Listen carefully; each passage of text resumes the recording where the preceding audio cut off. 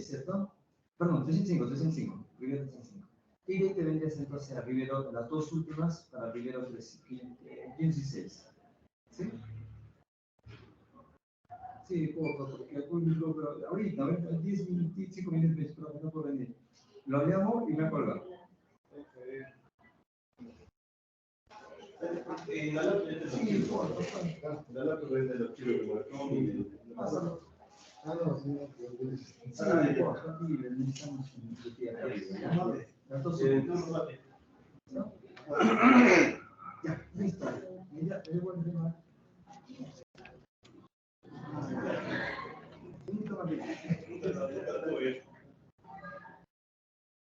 ¿Hiciste un palito por ahí? ¿Palito? Ahí en el árbol.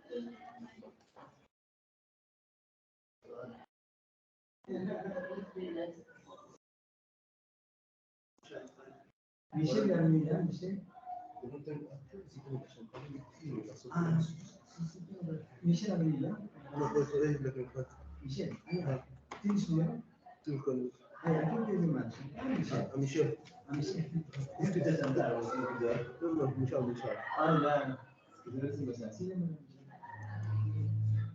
Michelle se da temprano, raro. Sí, porque Michelle no es de las que fallan. No.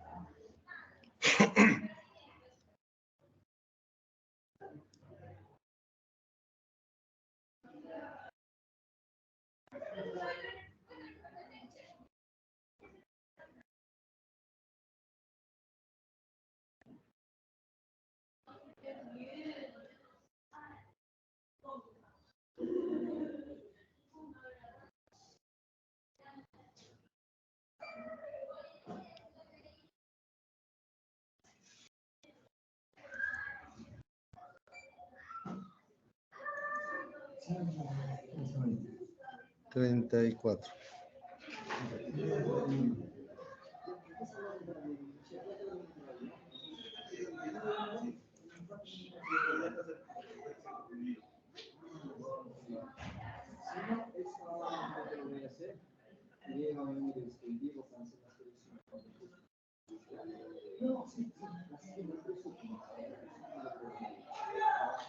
Buenas tardes, jóvenes. ¿Se me escucha bien?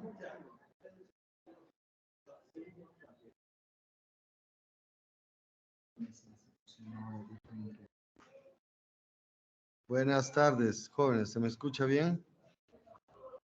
Buenas tardes, profesor, sí se le escucha. Ya, muy bien. ¿Qué tal? Vamos a empezar la clase de la maratón, ¿ya? Vamos a ver. Buenas tardes, ante todo. ¿Cómo están? ¿Ven mi pantalla?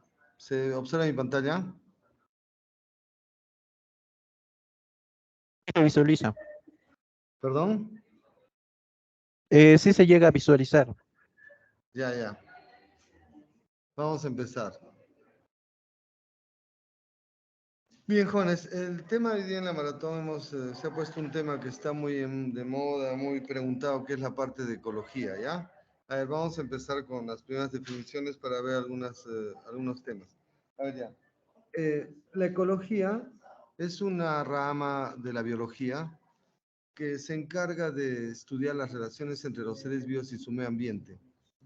Inclusive por la terminología, la palabra ecología viene del prefijo oikos, de ahí eco, que significa casa. Logo significa estudio, tratado, el estudio de el lugar donde vivimos, nuestra casita, porque viene a ser nuestro medio ambiente. O sea, estudia las relaciones que establecen los seres vivos unos con otros seres vivos, y también con nuestro medio ambiente. Este término fue propuesto por un científico llamado Ernest Haeckel él propuso el término de ecología. De ahí sale, porque usó el prefijo oikos, casa, el estudio de nuestro medio ambiente, la casa donde vivimos, ¿no? Está gente muy preguntada en la UNSA por lo que es la contaminación del medio ambiente, cambios que pueden ocurrir en el medio ambiente. Ahorita que estamos viviendo esto del cambio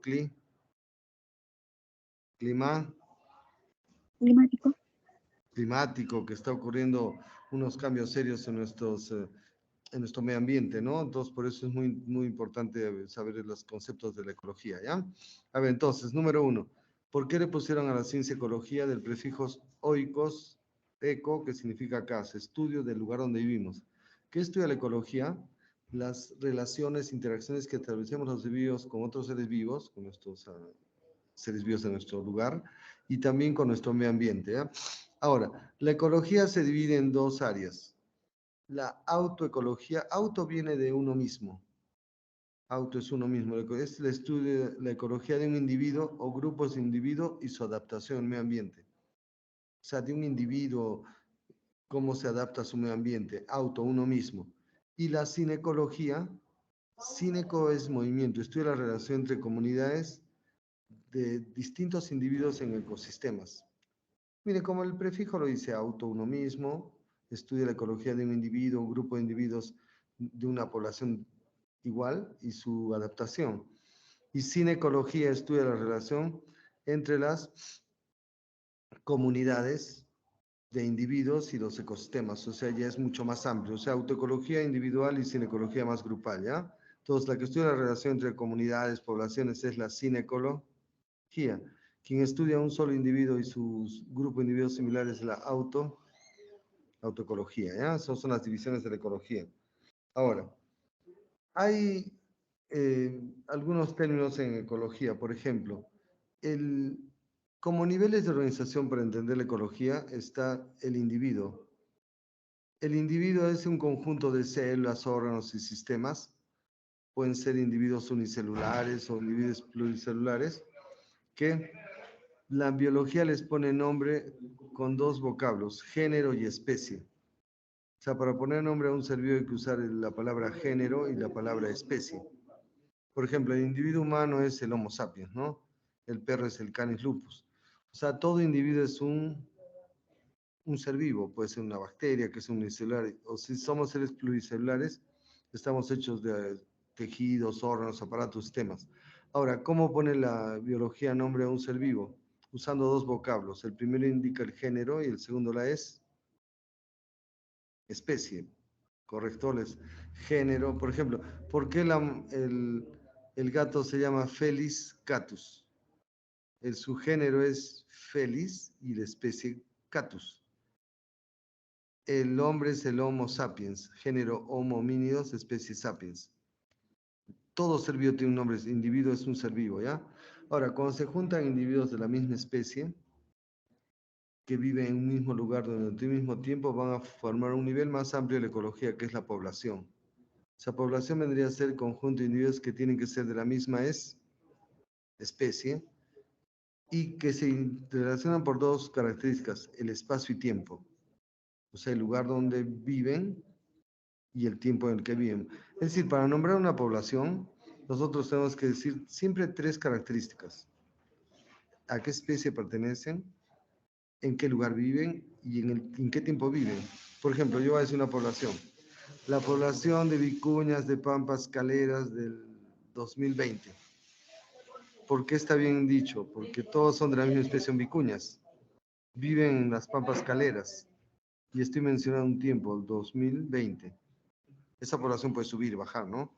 A ver, la población de palomas de la Plaza de Armas del 2023. ¿Por qué está bien? Estamos mencionando, todas son de la misma especie, todas donde viven, en el mismo espacio que es la Plaza de Armas, alrededores, y estamos mencionando el tiempo. O sea, esto no se olviden. Para mencionar una población, los tres datos claves siempre tienen que ser de la misma especie, vivir en un mismo lugar o espacio durante un mismo tiempo. Ahora, cuando se juntan diferentes especies, pasamos a un nivel más alto, que es la comunidad. Cuando se juntan, distintas poblaciones, pasamos a un nivel más alto, que es la comunidad, que es el conjunto de varias poblaciones de distintas especies. O sea, ya comunidad es un nivel más alto, ¿no? Por ejemplo, se llama inclusive comunidad biótica, porque hay distintas formas de vida hechas de distintas poblaciones. Por ejemplo, si yo les pregunto, ¿quiénes forman su comunidad ecológica? No solo humanos como nosotros, también tenemos en la casa insectos, bacterias, plantas. Esos son seres de otras especies, de otras poblaciones, pero como conviven con nosotros en un hábitat muy parecido, se llama comunidad. Entonces, la comunidad es un conjunto de individuos un conjunto de varias poblaciones. Ahora, cuando seguimos aumentando en el nivel de la ecología, llegamos al nivel ya más alto, que es el nivel de aecológico. Ahí es la ecología, ya es la mínima parte, que serían los ecosistemas, ya en la interacción entre los seres vivos y su medio ambiente. Los seres vivos estamos ya en las comunidades y nos relacionamos con nuestro medio ambiente. Ya miren. Ahora, ¿qué es el hábitat? Es el lugar donde una especie se va a desarrollar, va a crecer, va a reproducirse. Por ejemplo, ¿cuál es el hábitat de este animalito? ¿Aló? ¿Escuchan? ¿El bosque? Está viviendo pues en el polo, ese es el lugar donde el lobito está ahí en lugar de... Ahí va a vivir, ahí va a crecer, se va a desarrollar y se va a reproducir. O sea, es como decir la casa de un medio, de un ser vivo, ¿ya? Es como decir tu dirección, ¿dónde vives? En tal sitio, ¿ya? ¿Cuál es el hábitat de una termita? El árbol, porque ahí va a alimentarse, ahí va a tener sus descendientes, ¿no? Ese es el hábitat. Ahora, diferente es el nicho ecológico. Es la función que cumple un ser vivo dentro de una comunidad. Por ejemplo, unos seres vivos sirven de alimento para otros, otros realizan la fotosíntesis. Los insectos realizan, por ejemplo, la polinización. Es como tu profesión, o sea, ¿para qué estás preparándote para una profesión? En ecología sería tu nicho ecológico. Es la función que vas a cumplir en la comunidad o en la sociedad, ¿no? En este caso, en ecología, el nicho ecológico, ¿qué sería? La función que va a cumplir un individuo en su comunidad. O sea, unos sirven para elaborar alimentos, otros son consumidores, otros son polinizadores, ¿no? Entonces, cada ser vivo va a cumplir una función. Ahora, ambiente es todo lo que rodea un ser vivo, un conjunto de factores tanto bióticos, que son otros seres vivos, abióticos, climatológicos, ¿no? Eso forma nuestro medio, nuestro ambiente. Ambiente es lo que nos rodea. A ver, ¿cuál sería la diferencia entre hábitat y ambiente? El hábitat es el lugar donde una especie se desarrolla, crece, se reproduce, y el ambiente es todo lo que nos rodea, son todos los factores que hay alrededor. Pueden ser factores biológicos, otros seres vivos, o pueden ser factores abióticos, el aire, la tierra que nos rodea, ¿no? ¿Sí? Hasta ahí son conceptos básicos, jóvenes. Vamos a seguir, ¿ya? A ver, bueno, esto hablando como ampliación, ¿no? Los seres vivos se agrupan en reinos, que es el monera, el fungi, protistas, animales, vegetales, ¿no? Eso ya es la parte de clasificación. Miren, por ejemplo, acá tienen, ¿qué es una especie? La especie es clave en ecología. La especie es un conjunto de individuos que tienen las mismas características en cuanto a forma y función y que deben tener capacidad reproductiva. Cuando se juntan especies forman géneros, se juntan géneros forman familias, las familias se agrupan formando órdenes, los órdenes clases, la clase phylums o división si fuera planta, los phylums forman reinos, los reinos dominios. Esta es la forma como la taxonomía clasifica a los seres vivos, ¿no? Los va a clasificar ya, por ejemplo, si quieren al revés. En la naturaleza hay muchos seres vivos, ¿no? Hay que ordenarlos y clasificarlos. Primero se pone un dominio. En el dominio hay solamente 3 dominios. El dominio Archae, donde están las arqueobacterias, el dominio Eubacteria o bacterias verdaderas y el dominio Eucaria, donde están los seres eucariotas. Por ejemplo, nosotros somos del dominio Eucaria, porque somos de célula eucariota. Nos dividimos en reinos, este reino de las plantas, el reino animal, el reino fungi. Ahora, si hablamos del reino animal, un reino se va a dividir en phylums. Por ejemplo, no todos los organismos son los iguales, ¿no? Hay poríferos, espongiarios, hay celenterios, platelmintos. Ahora, un filum de animal se divide en clases. Por ejemplo, el filo de cordados tenemos la clase vertebrados. Una clase se va a dividir en órdenes. Los órdenes en familia, y las familias se dividen en géneros y los géneros en las especies. Por lo tanto, ¿cuál sería la unidad de clasificación? La especie, donde están los seres vivos ya más similares en cuanto a sus características, tanto en físicas, funcionales, y que tienen capacidad reproductiva. Ya, a ver, sigamos. Ya, esto es importante. ¿Qué es una especie? Miren, es un grupo de individuos que tienen las mismas características en cuanto a forma y funciones. Y esto es muy importante. Y que pueden reproducirse para que las especies se perpetúen a través del tiempo. O sea, una especie, por ejemplo, la especie acá mariposa, tiene las mismas características, se pueden reproducir entre ellas, producen descendencia fértil y esto permite perpetuar la especie a través del tiempo. O sea, una característica de las especies es su capacidad de reproducirse entre seres de la misma especie. Esto para una característica que es la perpetuación. A ver, ¿por qué no desaparece la especie rata? Hay tantas ratas que hay, porque entre ellos se producen descendientes que nacen fértiles. Es decir, vuelven a reproducirse y así continuará. Inclusive esa característica se llama la panmixia. Pan, todos, mixia, cruce, mezcla. Todos se pueden cruzar para tener descendientes siempre y cuando sean de la misma especie, ¿no? A ver, una pregunta, ¿puede haber cruces entre especies diferentes? Aló, jóvenes, ¿me escuchan? ¿Se pueden cruzar especies diferentes? Creo que se han dormido. A ver, ¿se pueden cruzar especies diferentes? Dígame. Claro, hay algunas cruces que pueden ocurrir entre especies que no son, que son diferentes, que son muy cercanas. Por ejemplo, la especie burro se puede cruzar con la especie caballo. Se puede, son especies diferentes, pero algo cercanas filogénicamente, o sea, muy parecidas. Y sale un híbrido que se llama la mula, pero la mula ya no es la mezcla de estas dos especies diferentes, ya no tendrá capacidad reproductiva. Eso comprobaría lo que hemos dicho. Si se cruzan seres de la misma especie, los descendientes tienen que ser fértiles para volver a reproducirse. Entonces, ¿por qué la mula es infértil? Se han cruzado especies diferentes, ¿no? Bueno, más términos acá de la ecología, ¿ya? El ecosistema. El ecosistema ya es un término fundamental en ecología. Es las interrelaciones que establecen los seres vivos con su medio en el lugar donde viven. O sea, son las relaciones que establecemos los seres vivientes con nuestro medio ambiente. O sea, y un ecosistema, que ya es la unidad de la ecología, la base de la ecología, siempre va a presentar dos componentes, la parte viva o biótica, donde estamos los seres vivos, y la parte abiótica. Ahí los seres vivos se relacionan ya con otros seres vivos y con su medio ambiente. A la parte viva de un ecosistema se llama el biotopo.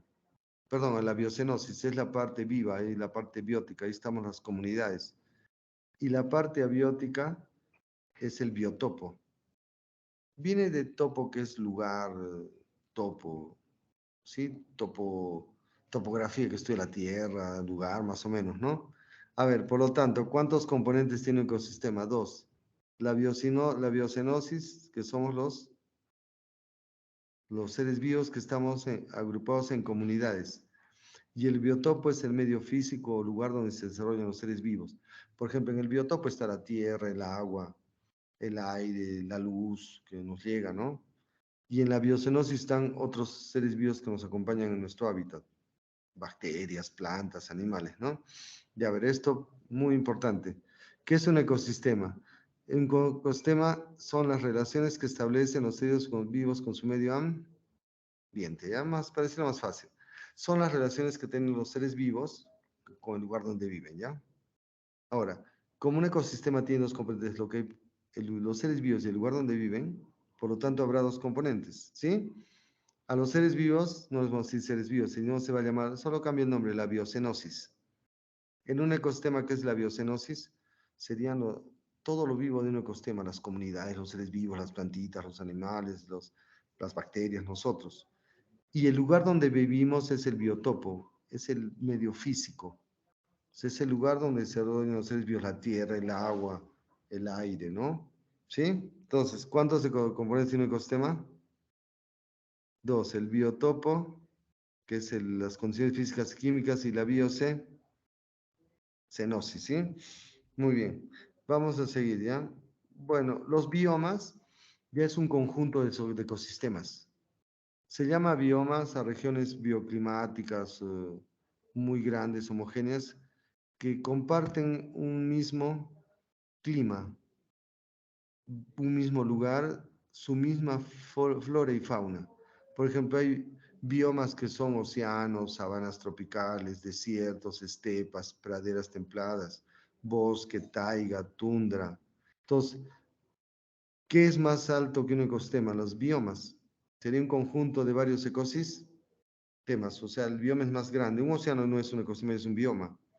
Igual el desierto. ¿Sí? Agrupa ya varios ecosistemas, pero para formar un mismo bioma son regiones bien grandes y bien delimitadas que tienen, ya no se olviden de esto, compraste tres características, deben tener el mismo clima, el mismo lugar, tener su misma fauna, que son animales y su flora. Ya, vamos a analizar uno, ¿ya? A ver si quieren. A ver, el bioma desierto ya. Es un área enorme donde hay varios ecosistemas, ¿sí? Tiene su mismo clima. En el desierto, en el día, es un sol es impresionante, mucha calor. En la noche baja mucho la temperatura. Tiene su propia fauna. O sea, por ejemplo, que ahí viven camellos, pueden vivir algunos reptiles, ¿no? No vamos a encontrar ahí sapos, por ejemplo, ¿no? Tiene su propia flora, plantas cactáceas, algunos cactus, algunas plantas que se han adaptado en vivir en lugares secos. Y esas son plantas típicas de ese bioma, ¿sí? Ya, a ver, pregunta para ustedes, ¿cuál es la diferencia entre bioma y ecosistema? El ecosistema es las relaciones de los seres vivos con su ambiente, y el bioma es el conjunto de ecosistemas, ¿sí? Muy bien, ya el nivel de biosfera ya es todos los ecosistemas, ¿sí? Entonces, ¿cuántos factores tiene el ecosistema? El factor biótico se llama la biocenosis. Todos los organismos de especies que comparten un espacio llamado el biotopo. Y el factor abiótico es el biotopo, son los factores físicos y químicos de los ecosistemas, ¿ya? Bueno, vamos a ver ya esto, no factores vamos a pasarnos esto. Ya, a ver, perdón, a ver ya.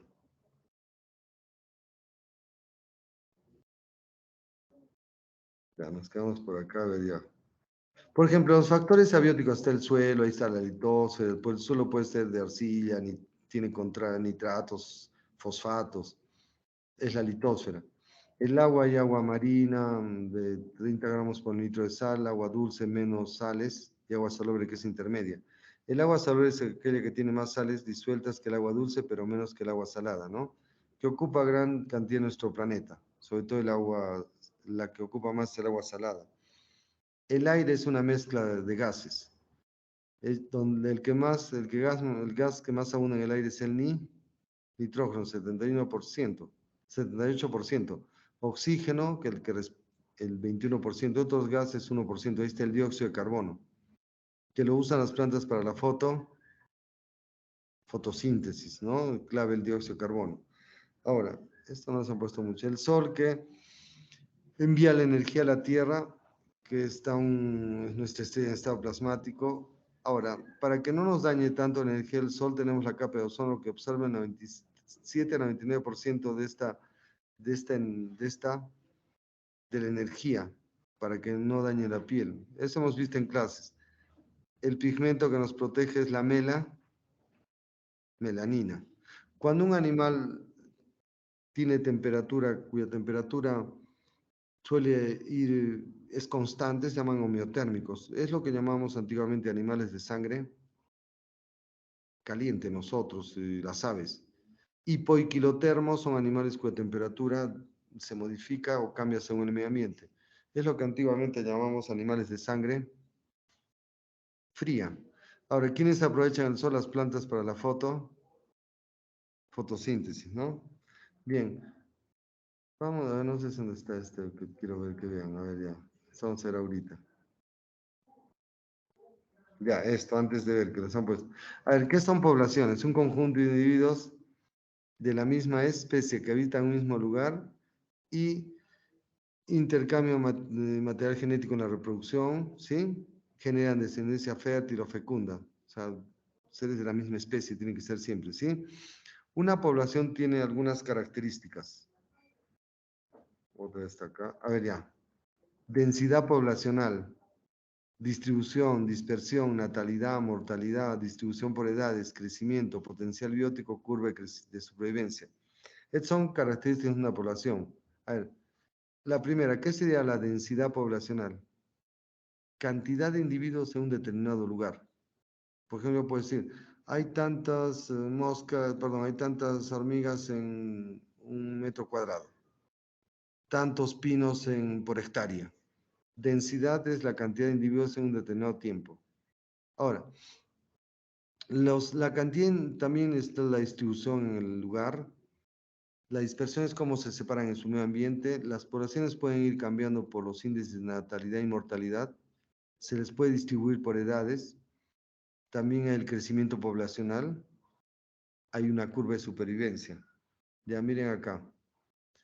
Una de las características que afectan la cantidad de pobladores de individuos de una población son los índices de natalidad y de mortalidad. ¿Qué serían los índices de natalidad? Son los individuos que nacen de esa especie en un determinado tiempo. Digamos, en un año han nacido 40 humanos. O sea, es la cantidad de humanos que han aparecido en un determinado tiempo. Son los índices de natalidad. Lo inverso, que esto es lógico, los índices de mortalidad, ¿qué sería? ¿Cuántos individuos mueren en un determinado tiempo? Ahora, cuando las poblaciones abandonan un área, se llama la emigración, es el abandono, es el salir de ese lugar. O sea, ¿qué es un inmigrante? Uno que se va de su área, ¿sí? Donde vive. Y la inmigración es cuando los individuos se incorporan a esa población, es como el reclutamiento. Por ejemplo, no han escuchado de eso, hay muchos inmigrantes, han venido muchos venezolanos, Arequipa, son inmigrantes, ¿no? Si nosotros nos vamos a vivir a otros sitios, vamos a hacer emigramos, salimos de esta área y vamos a ir a otra población, ¿no? Ahora, la cantidad de individuos de la población es alterada por estos factores. A más natalidad va a haber más individuos, a más mortalidad descienden, ¿sí? Ahora, ¿con qué relacionaríamos los índices de natalidad? ¿Con la inmigración o con la emigración?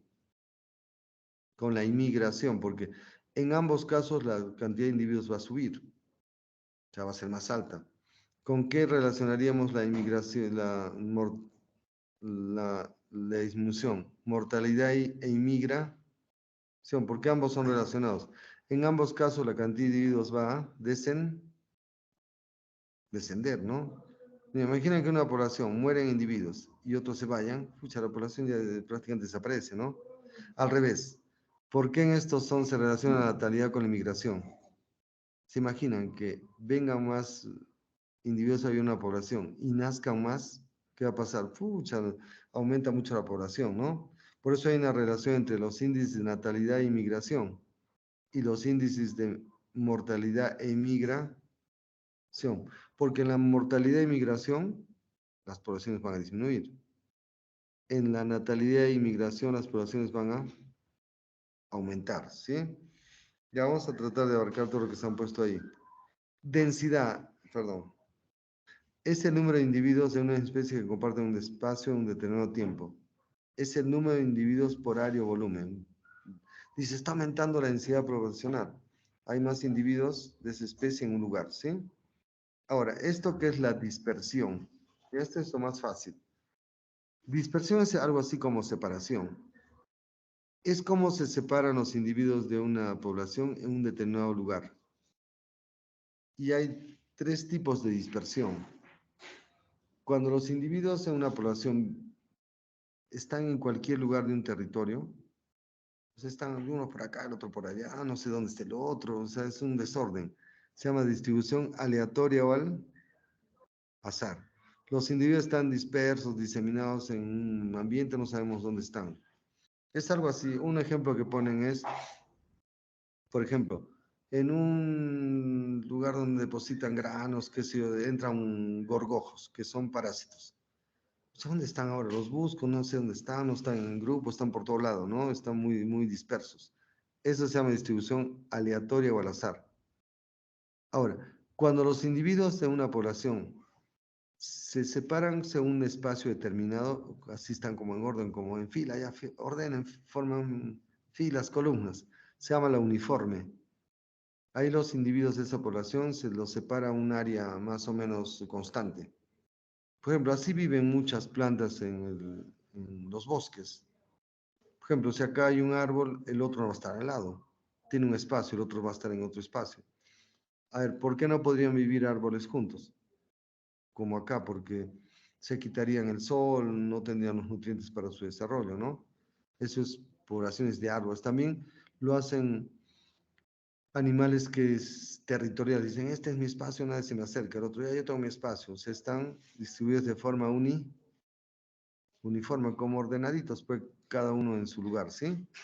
Ahora, hay otra distribución, se llama agrupada o amontonada, o conglomerados.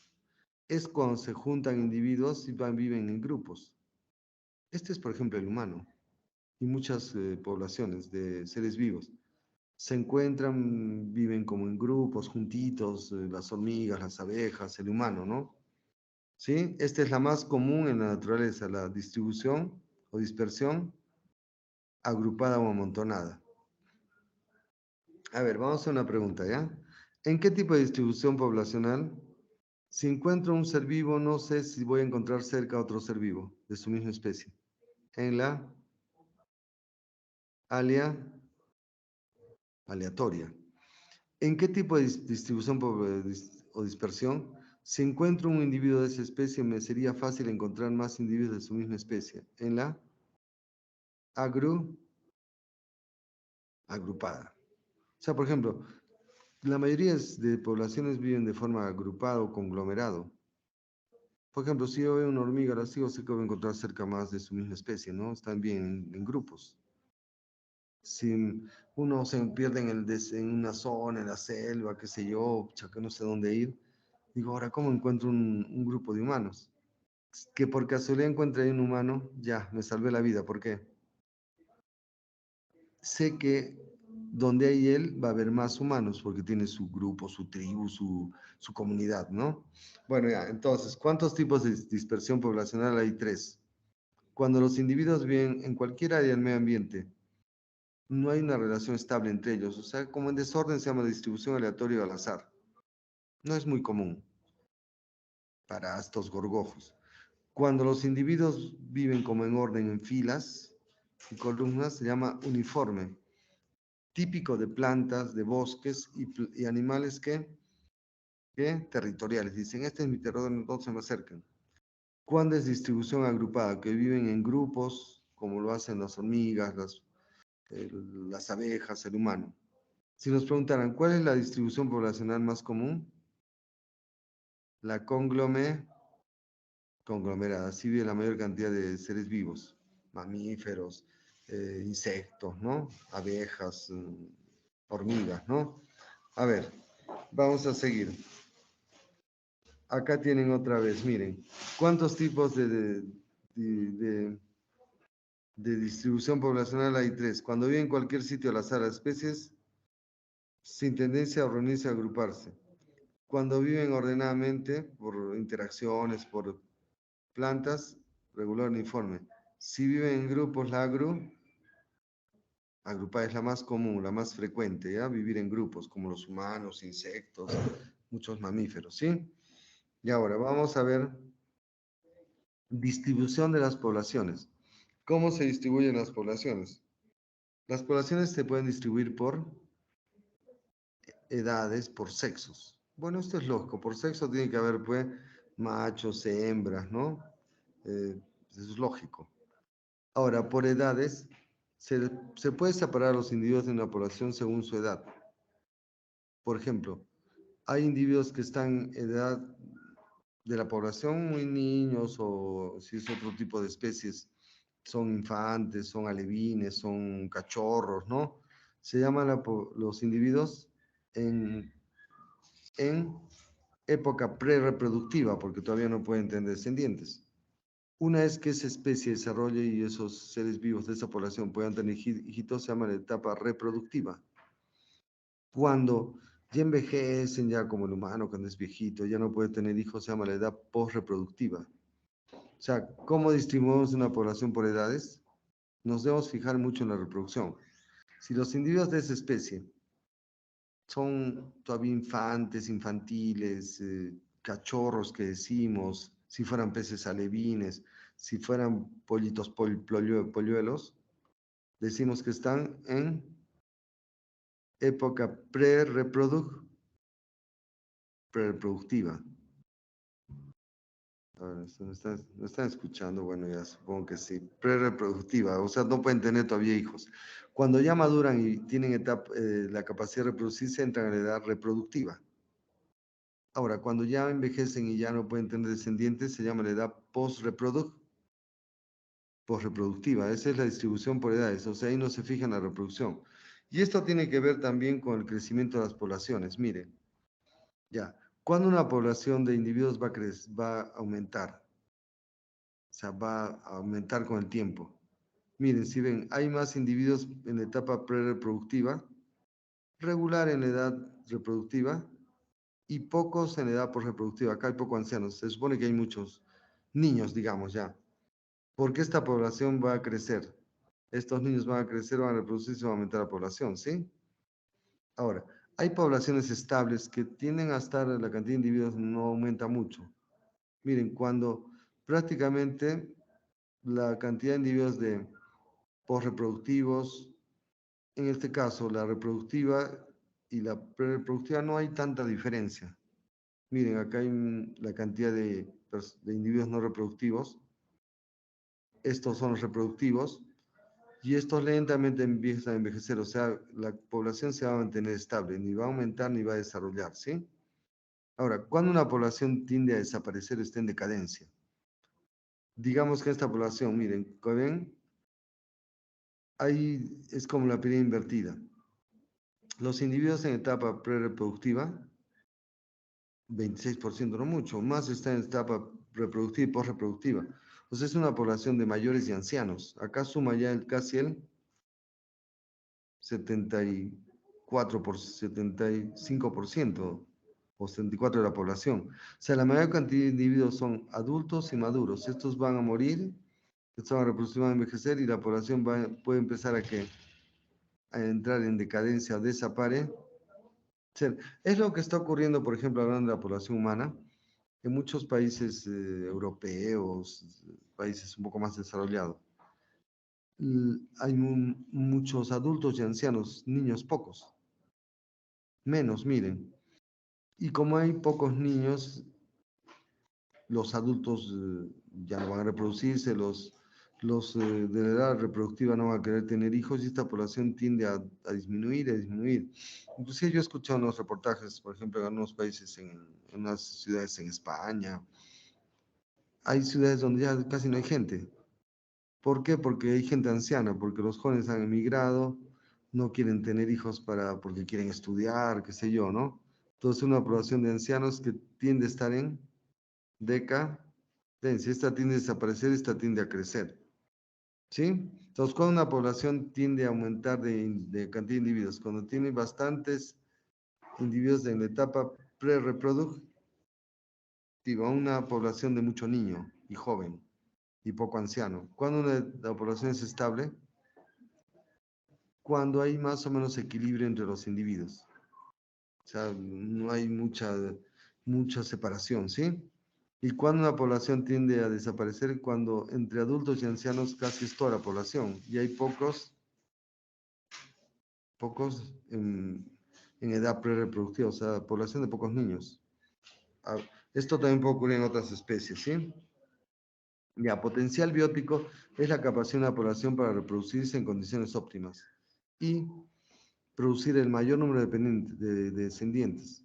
O sea, el potencial biótico es la capacidad que tiene una población de producir descendientes, pero cuando todo sea bonito, cuando las condiciones sean óptimas, buena temperatura, hay alimentos para todos, entonces es el máximo de crecimiento, ¿sí? Ahora, y esto provoca crecimientos de las poblaciones que pueden ser exponenciales, como ocurre, por ejemplo, en las bacterias que crecen, pucha, una velocidad espectacular, ¿no? Miren, en una hora, bueno, de unas cuantas aparecen 800 bacterias, en 2 horas 6.000, en 3 horas ya 55.000, 50.000, en 4 horas, pucha, ya hay 400.000. Estos crecen a una velocidad exponencial, casi al doble, al doble, al doble. En el caso de animales de reproducción más lenta, lo hacemos de forma, crecimiento en forma logarítmica, ¿sí? Bueno, ya vamos a ver esto que les han puesto en la guía. Bueno, disculpen. Ya. Ya, esto que les han puesto, que viene acá. Ya.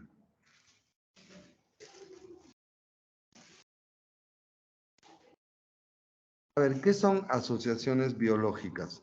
Son asociaciones que realizamos los seres vivos con otros seres vivos. Ahora, si las asociaciones ocurren entre seres vivos de la misma especie, se llaman asociaciones intraespecíficas. O sea, solo se relacionan seres de la misma especie. Mira, como ven acá, gallo con gallo, pura abejita, ¿no? Y esas asociaciones de la misma especie pueden ser con fines de mantener la población. Por ejemplo, en el caso de las abejitas hay como una asociación jerárquica, ¿no? Hay una reina, hay obreras, hay zánganos, pero son de la misma especie. Generalmente cumplen esas asociaciones para fines de mejorar la calidad de vida de la población. Ahora, también hay sexuales, tiene que haber asociaciones entre macho y hembra para la fertilidad o reproducción. Entonces, esas son asociaciones intraespecíficas, se asocian seres de la misma especie. ¿Qué es loco humano con humano, pero con perro? Veamos, es muy simple, ¿no? Ahora, ahí puede haber, por ejemplo, competencia para buscar el alimento. Hay también, hay asociaciones interespecíficas, entre especies diferentes, o sea, especies diferentes se asocian para como una especie de relación de especies diferentes, y acá puede haber tres resultados. Si se asocian especies diferentes, de repente en esa asociación, como si un matrimonio, puede haber dos cosas. Una especie puede salir perjudicada, otra puede salir beneficiada, o de repente no le afecta el que esté asociado con otra especie.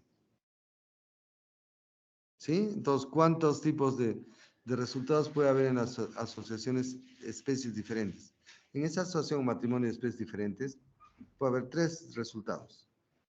Si en esa asociación una especie se puede salir dañada, otra pues puede salir beneficiada, de repente se la come la otra especie. Y en otras asociaciones, a la especie que se asoció no le importa, le da igual. Por ejemplo, miren, han visto los cocodrilos que a veces se les pega aves en la cabeza, en el pico, perdón, en la boca, en sus dientes. Al cocodrilo no le importa, o sea, no saca beneficio, no le llega. ¿Sí? Hay especies que al asociarse con otros no sacan ni beneficio ni son perjudicadas, son, digamos, no se afectan, inafectos. Ya miren, ¿qué es el neutralismo? Dos especies comparten un hábitat, no se benefician ni se dañan. Ahí tienen el caballo, el conejo, la vaca, o sea, viven ahí felices, no le importa ni sacan beneficio ni se afectan. Ese es el neutralismo, neutro, no pasa nada. Concurrencia es cuando especies se juntan y dependen entre sí. Por ejemplo, animales y plantas. El animal depende mucho de las plantas para su alimentación. Y las plantas dependen del animal porque pueden emitir fertilizantes, por ejemplo, abono, ¿no? Ahora, otra asociación es la competencia, especies que luchan para buscar el alimento, el territorio, comida, ¿no? Y acá si una se beneficia y la otra sale perjudicada, por ejemplo, el león y la hiena compiten por el alimento. Uno tiene que salir ganando de especie que se beneficia y la otra sale perjudicada, por ejemplo, el león y la hiena. Ahora, otra, depredación, ya esto es fácil. En la depredación, una especie sale beneficiada y la otra perjudicada, pero la que se perjudica va a morir. Y de ahí sale el depredador y la presa. Por ejemplo, puede ser el león y la gacela Thompson. El león es el depredador y la gacela la presa. Y la presa va a terminar muerta, se la come pues el depredador, ¿no? Esa es la depredación. Hay una especie que saca beneficio y la otra sale perjudicada, pero lo paga con su vida, puede terminar muriendo, se la come el otro, ¿no? Ya, hay otra que es una de las más bonitas, que es el comensalismo. Son asociaciones. Por ejemplo, acá una especie sale beneficiada y la otra no se afecta, ni gana ni pierde. Es una de las más bonitas matrimonios en la naturaleza. La especie tiburón con un pececito llamado rémora. La rémora lo persigue al tiburón, está junto a él. Al tiburón no le importa, no se lo va a comer, no le va a dañar, no le va a hacer nada. Pero quien saca beneficio de juntarse con el tiburón sería este pescadito llamado rémora. Se alimenta de él, le limpia, saca comida de sus cubiertas, inclusive no va a venir un depredador y se lo va a comer. ¿Sí? Entonces ya, esta otra vez, en el comensalismo, ¿qué ocurre? Una especie no se afecta, en este caso el tiburón, y la otra sale beneficiada. La asociación más bonita, el tiburón y un pescadito llamado rémora, comensalismo, uno come del otro y este no se afecta. Hay otra asociación que es el amensalismo. En esta asociación, una especie sale perjudicada de esa asociación y la otra no le importa, no se afecta. Y esto ocurre mucho en la naturaleza, en los bosques. Mira, por ejemplo, crece un árbol grande, chévere, bonito, ¿no? Y abajo va a crecer una planta más chiquita. Pucha, y la de abajo dice, este árbol de acá me está perjudicando, no me llega luz. No puedo hacer la foto, síntesis, no puedo obtener energía luminosa y me está robando el agua. Al árbol grande le llega, no le importa, total, como tiene sus hojas hacia arriba, va a hacer bien la fotosíntesis. Entonces, esta especie que ha sido perjudicada se llaman especies amensales. En esta asociación, una especie no se afecta, que es el árbol grande, y sale otra especie dañada, que es las plantas pequeñitas que no les llega la luz del sol, ¿no? Ya, en el mutualismo es ayuda mutua entre especies diferentes. Se juntan para ayudarse y mejorar su vida.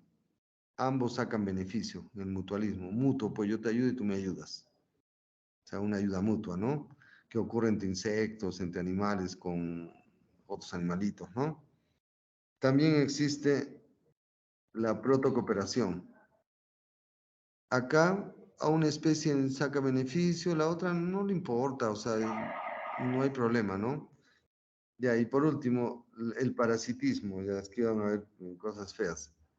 En el parasitismo, una especie saca beneficio que le llamamos el parásito, y la otra es dañada, pero no se va a morir, se enferma, se llama el huésped u hospedero.